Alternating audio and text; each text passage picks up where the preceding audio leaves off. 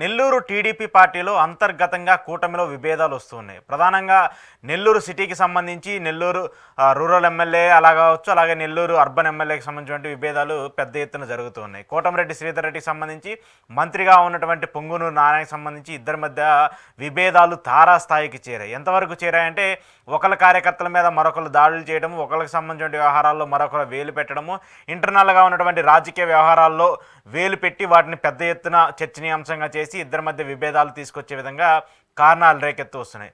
వాస్తవానికి నెల్లూరుకు సంబంధించి మొన్న జరిగినటువంటి ఎన్నికల్లో వైసీపీ ఘోరంగా ఓడిపోయింది. నెల్లూరు జిల్లా వ్యాప్తంగా టీడీపీ పార్టీకి మంచి మైలేజ్ ఇచ్చే విధంగా అన్ని నియోజకవర్గాల్లో టీడీపీ జెండా ఎగరవేశారు. ఆ నియోజకవర్గానికి సంబంధించిగా ఉన్నటువంటి ఇన్ఛార్జీలు కావచ్చు, ప్రస్తుతం ఉన్నటువంటి ఎమ్మెల్యేలు. అయితే అభివృద్ధి చెందడానికి, అభివృద్ధి పదంగా నడిపించడానికి అందరూ కలిసి కృషి చేయాలి. కానీ పార్టీకి సంబంధించి విభేదాలను పెద్ద చేసుకోవడానికి, పార్టీకి సంబంధించిన ఇష్యూస్ మీద పెద్ద ఎత్తున వివాదాలు జరగడంతో నెల్లూరు టీడీపీలో ఇప్పుడు ఏం జరుగుతుంది అనేటువంటి ఒక క్వశ్చన్ మార్క్ అయితే కనిపిస్తుంది. వాస్తవానికి పొంగూరు నారాయణ సీనియర్ మంత్రి, టీడీపీకి సంబంధించి టీడీపీ అధికారంలో ఉన్నా అధికారంలో లేకపోయినా టీడీపీ పార్టీకి సంబంధించిన వ్యవహారాల మీద ఆయన ఎప్పుడూ కూడా పార్టీకి సంబంధించి ఒక శ్రేయోభిలాషిగా ఉంటూ ఉంటారు. 2014 ఎన్నికల్లో ఆయన ప్రజాక్షేత్రం నుంచి గెలవపోయినా కూడా ఆయనకు మంత్రి పదవి ఇచ్చి చంద్రబాబు నాయుడు గౌరవిస్తూ వచ్చాడు. ఆ తర్వాత ఆయన రాజకీయాల్లో పోటీ చేసినా కూడా ఓడిపోయారు. అంటే ఇప్పుడు మొదటిసారిగా ప్రజాక్షేత్రంలో గెలిచి ఎమ్మెల్యేగా పోటీ చేసి విజయం సాధించి మంత్రి అయినటువంటి వ్యక్తి పొంగూరు నారాయణ. ఆ తర్వాత కోటమిరెడ్డి శ్రీధర్ రెడ్డి 2 సార్లు విజయం సాధించినటువంటి ఎమ్మెల్యే ఇప్పుడు 3వసారి టీడీపీలో చేరి విజయం సాధిస్తూ వచ్చారు. గత 2 సార్లు కూడా ఆయన వైసీపీ పార్టీకి సంబంధించి కీలక నేతగా ఉన్నారు. కొన్ని రాజకీయ విభేదాల నేపథ్యంలో ఆయన వైసీపీ నుంచి బయటకు వచ్చి ఎన్నికలకు 10 నెలల ముందో 12 నెలల ముందో వైసీపీలో చేరారు.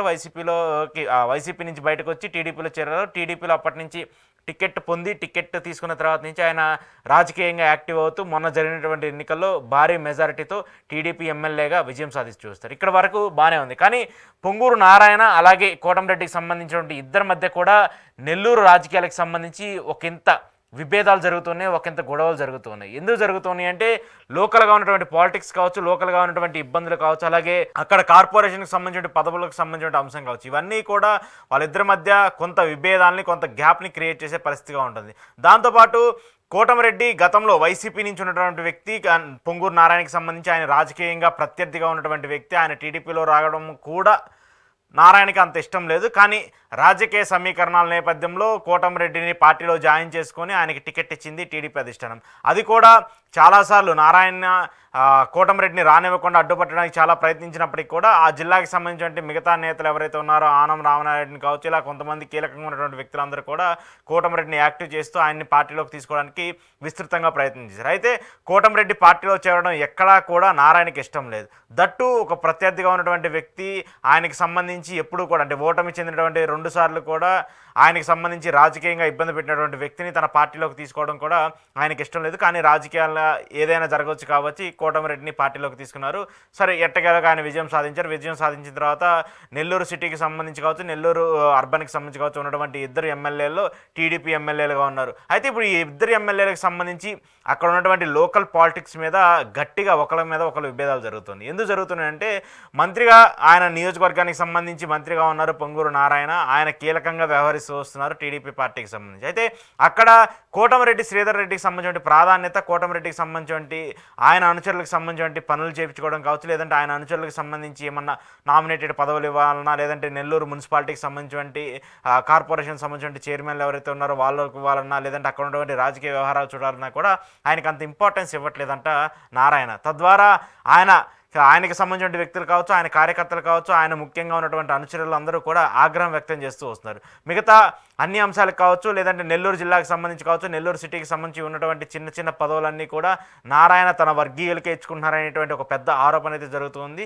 దాని ద్వారా తన కార్యకర్తలు, తనతో పాటు ఇప్పటిదాకా కష్టపడి నిలిచినటువంటి వ్యక్తులు ఎవరైతే ఉన్నారో వాళ్ళందరూ కూడా నష్టపోతున్నారని చెప్పేసి చాలా ఆగ్రహం వ్యక్తం చేస్తూ ఉన్నారు ఈ ఇష్యూ మీద. అయితే ఈ ఇష్యూని అధిష్టానానికి వరకు తీసుకెళ్ళినా కూడా అధిష్టానం కూడా పెద్దగా స్పందించలేదు ఈ విషయం మీద. ఎందుకంటే సీనియర్ నేతగా ఉన్నటువంటి నారాయణకి సంబంధించి ఆయన్ని మందలించడమో లేదంటే ఆయన్ని ఇబ్బంది పెట్టడమో చేసే పరిస్థితి ఉండదు. సో ఇక్కడ ఎలాంటి గొడవలున్నా, ఎలాంటి ఇబ్బందులున్నా, ఎలాంటి పరిస్థితులున్నా కూడా సైలెంట్ అవ్వాల్సింది, దాన్ని నిలదొక్కాల్సింది కోటమిరెడ్డిగా అని ఇప్పుడు అర్థమవుతుంది. ఎందుకంటే నారాయణ ఏం చేసే పరిస్థితి ఉండదు. ఎందుకంటే ఆయన ఎమ్మెల్యేగా పోటీ చేయకపోయినా గెలవకపోయినా కూడా ఆయనకి ఎమ్మెల్సీ ఇచ్చి మంత్రి పదవి చేసినటువంటి క్యాపబిలిటీ ఉన్నటువంటి లీడర్ కాబట్టి ఆయన పక్కన పెట్టే పరిస్థితి లేదు. కానీ జనరంజకంగా కావచ్చు, లేదంటే జనాల్లో మంచి పేరు ఉంది కోటమిరెడ్డికి. కోటమిరెడ్డి ఆ పేరును ఉపయోగించుకొని ప్రజల్లో ఎప్పుడు కూడా వాళ్ళకి ఏ సమస్య వచ్చినా కూడా, ఎలాంటి ఇబ్బందులు ఉన్నా కూడా అక్కడ ఆయన పనిచేస్తూ ఉంటారు. వాళ్ళకి ఉన్నటువంటి అంశాలకు సంబంధించి కూడా చేస్తుంటారు. ఇక మరోవైపు ఆయన నియోజకవర్గానికి సంబంధించి అక్కడ ఉన్నటువంటి లోకల్గా ఉన్నటువంటి ఒక ట్యాక్స్కి సంబంధించిన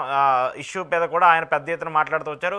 ఆయన నియోజకవర్గానికి సంబంధించిన ప్రాంతంలో ముస్లింలు కావచ్చు, మైనార్టీలు కావచ్చు, లేదంటే కొంతమంది దళితులు ఎక్కువగా ఉంటారు. వాళ్ళు అక్కడ పన్ను కట్టే పరిస్థితి ఉండదు. సో దాన్ని ఎత్తివేయాలంటూ కూడా ఆయన పదే పదే కోరుతూ వచ్చినా కూడా ఎక్కడా కూడా నారాయణ దాన్ని అంగీకరించే పరిస్థితి లేకుండా దాన్ని అమలు చేస్తున్నారంటూ కూడా ఒక వాదన అయితే వినిపిస్తుంది. దాని మీద కూడా అది ప్రభుత్వానికి సంబంధించిన వ్యవహారమైనా కూడా దాని మీద కూడా ఇద్దరి మధ్య ఒక గ్యాప్ క్రియేట్ అయిందనేది కూడా తెలుస్తుంది. ఇక మరోవైపు జిల్లా రాజకీయాలకు సంబంధించి పెత్తనం అంతా కూడా నారాయణ చేస్తున్నారని చెప్పేసి తెలుస్తుంది. దాని ద్వారా ఆయన నియోజకవర్గం మీద కూడా, అంటే కోటమిరెడ్డి నియోజకవర్గం మీద కూడా ఆయన పెత్తనం ఎక్కువైపోతుందని చెప్పేసి కూడా చెప్తున్నారు. అంటే టీడీపీకి సంబంధించి రెండు వర్గాలుగా ఉన్నాయి. ఇంకా అక్కడ ఎమ్మెల్యేగా గెలిచినా కూడా కోటమిరెడ్డికి సంబంధించినటువంటి వర్గం ఒకటి, నారాయణకి మద్దతుగా ఉండి సపోర్ట్ చేసేటువంటి వర్గం ఒకటి అంటూ కూడా అక్కడ రెండు వర్గాలుగా విభేదాలు జరుగుతున్నాయని చెప్పేసి కూడా అర్థమవుతుంది. వీటన్నిటినీ కూడా సౌమ్యంగా ఇంటర్నల్గా ఉన్నటువంటి ఈ క్లాషెస్ అన్నింటినీ కూడా సాల్వ్ చేసుకోవాలని చెప్పేసి కోటమిరెడ్డి ఎంత ప్రయత్నిస్తున్నప్పటికీ కూడా నారాయణ దానికి సహకరించట్లేదని చెప్పేసి తెలుస్తుంది.